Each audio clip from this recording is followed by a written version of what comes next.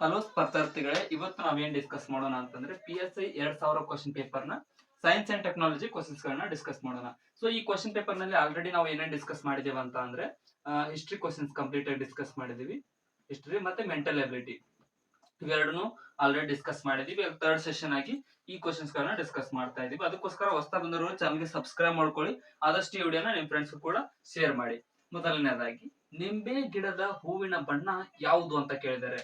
ನಿಂಬೆ ಗಿಡದ ಹೂವಿನ ಬಣ್ಣ ಯಾವ ಕಲರ್ ಇರುತ್ತೆ ಅಂತಂದ್ರೆ ಇಲ್ಲಿ ಸರಿಯಾದ ಉತ್ತರ ಆಪ್ಷನ್ ಸಿ, ಬಿಳಿ ಬಣ್ಣದ್ದಾಗಿರುತ್ತದೆ.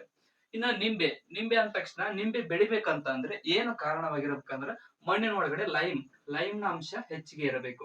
ಸೊ ನಮ್ಮ ರಾಜ್ಯದಲ್ಲಿ ವಿಜಯಪುರ ಜಿಲ್ಲೆ ನೋಡಿ, ವಿಜಯಪುರದಲ್ಲಿ ಅತಿ ಹೆಚ್ಚು ನಿಂಬೆ ಹಣ್ಣನ್ನ ಬೆಳೆಯಲಾಗುತ್ತದೆ. ಯಾಕಂತಂದ್ರೆ ಅದರ ಮಣ್ಣಿನಲ್ಲಿ ಲೈಮು ಅತಿ ಹೆಚ್ಚು ಇರುವ ಕಾರಣ. ಸೊ ಎರಡನೇ ಪ್ರಶ್ನೆ, ಕೆಳಗಿನ ಯಾವ ಗಿಡವು ಮುಳ್ಳುಗಳನ್ನ ಹೊಂದಿದೆ ಅಂತ ಕೇಳಿದ್ದಾರೆ. ಗಿಡದಲ್ಲಿ ಮುಳ್ಳುಗಳನ್ನ ಹೊಂದಿರತಕ್ಕಂತ ಗಿಡ ಯಾವುದು ಅಂತಂದ್ರೆ ಇಲ್ಲಿ ನೋಡಿದ್ರೆ ನಿಂಬೆ ಗಿಡ. ಆಲ್ರೆಡಿ ಅದರ ಬಗ್ಗೆ ಒಂದ್ ಕ್ವಶನ್ ಕೇಳಿದ್ರು, ನೆಕ್ಸ್ಟ್ ಇನ್ನೊಂದು ಕ್ವಶನ್ ಕೇಳಿದ್ದಾರೆ ನೋಡಿ. ನಿಂಬೆ ಗಿಡ, ಈ ನಿಂಬೆ ಗಿಡ ಅಂತಂದ್ರೆ ನಿಂಬೆ ಹಣ್ಣಿನಲ್ಲಿ ಇರ್ತಕ್ಕಂತ ಆಸಿಡ್ ಯಾವ್ದಂದ್ರೆ ಸಿಟ್ರಿಕ್ ಆಸಿಡ್ ನೋಡಿ. ಸಿಟ್ರಿಕ್ ಆಸಿಡ್ ಅನ್ನುವಂತಹದ್ದು ನಿಂಬೆಯ ಗಿಡದಲ್ಲಿ ಇರುತ್ತದೆ. Citric acid. ಸೊ ಇದ್ರ ಬಗ್ಗೆ ಆದಷ್ಟು ನಾವು ಕಂಪ್ಲೀಟ್ ಆಗಿ ಸೈನ್ಸ್ ಅಂಡ್ ಟೆಕ್ನಾಲಜಿ ಒಳಗಡೆ ಡಿಸ್ಕಸ್ ಮಾಡೋಣ. ಸೊ ಇವಾಗ ಕ್ವಶನ್ಸ್ ಕಂಪ್ಲೀಟ್ ಮಾಡೋದು ನಮ್ಮ ಮೇನ್ ರೀಸನ್ ಆಗಿದೆ. ಅದಕ್ಕೋಸ್ಕರ ನೆಕ್ಸ್ಟ್ ಕ್ವಶನ್ ನೊಬೆಲ್ ಪ್ರಶಸ್ತಿಯನ್ನ ಪಡೆದಂತಹ ಮೊದಲ ಭಾರತೀಯರು ಯಾರು ಅಂತ ಕೇಳ್ತಾರೆ. ನೊಬೆಲ್ ಪ್ರಶಸ್ತಿಯನ್ನ ಪಡೆದಂತಹ ಮೊದಲ ಭಾರತೀಯರು ಯಾರು ಅಂದ್ರೆ ರವೀಂದ್ರನಾಥ್ ಟ್ಯಾಗೂರ್ ರವರು ನೋಡಿ. ಇವರಿಗೆ 1913ರಲ್ಲಿ ಗೀತಾಂಜಲಿ ಎಂಬ ಕೃತಿಗೆ ಈ ಒಂದು ನೊಬೆಲ್ ಪ್ರಶಸ್ತಿಯನ್ನ ನೀಡಲಾಯಿತು. ಇನ್ನು ನೊಬೆಲ್ ಪ್ರಶಸ್ತಿಯನ್ನ 6 ಕ್ಷೇತ್ರಗಳಲ್ಲಿ ನೀಡಲಾಗುತ್ತದೆ. 6 ಕ್ಷೇತ್ರಗಳಲ್ಲಿ. ಮತ್ತು ಇದನ್ನು ನೀಡ್ತಕ್ಕಂತ ದೇಶ ಯಾವ್ದಂದ್ರೆ ಸ್ವೀಡನ್ ದೇಶದ ವತಿಯಿಂದ ಈ ಒಂದು ನೊಬೆಲ್ ಶಾಂತಿ ಪ್ರಶಸ್ತಿಯನ್ನ ನೊಬೆಲ್ ಪ್ರಶಸ್ತಿಗಳನ್ನ 6 ಕ್ಷೇತ್ರದಲ್ಲಿ ನೀಡಲಾಗುತ್ತದೆ. ಮುಂದಿನ ಪ್ರಶ್ನೆ, ಸಮಯದ ಸಂಕ್ಷಿಪ್ತ ಇತಿಹಾಸ ಕೃತಿಯನ್ನ ಬರೆದವರು ಯಾರು? ಸಮಯದ ಸಂಕ್ಷಿಪ್ತ ಇತಿಹಾಸ ಅಂತ ಕನ್ನಡದಲ್ಲಿ ಹೇಳ್ತಾರೆ ಅ ಬ್ರೀಫ್ ಹಿಸ್ಟರಿ ಆಫ್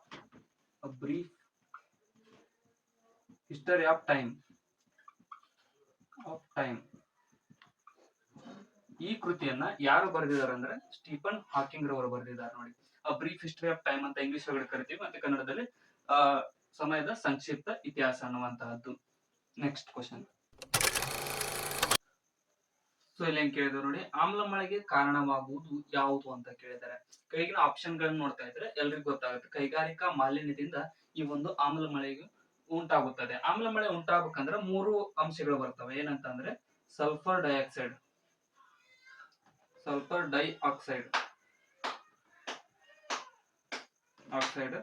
ಮತ್ತೆ ನೈಟ್ರೋಜನ್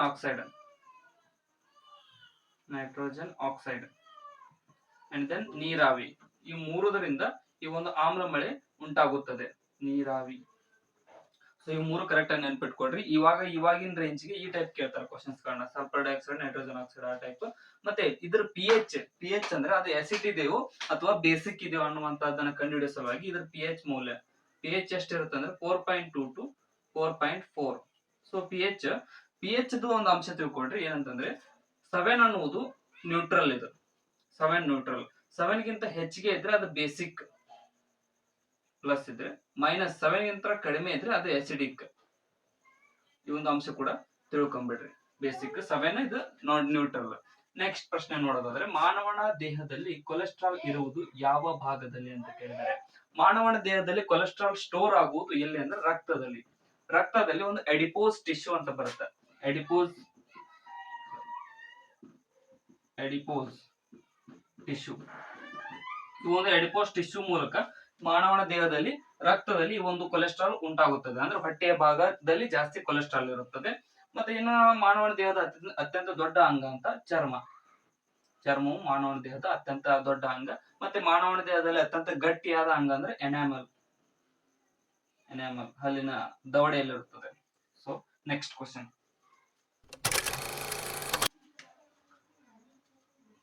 RDX ಎನ್ನುವುದು ಏನು ಅಂತ ಕೇಳಿದ್ದಾರೆ.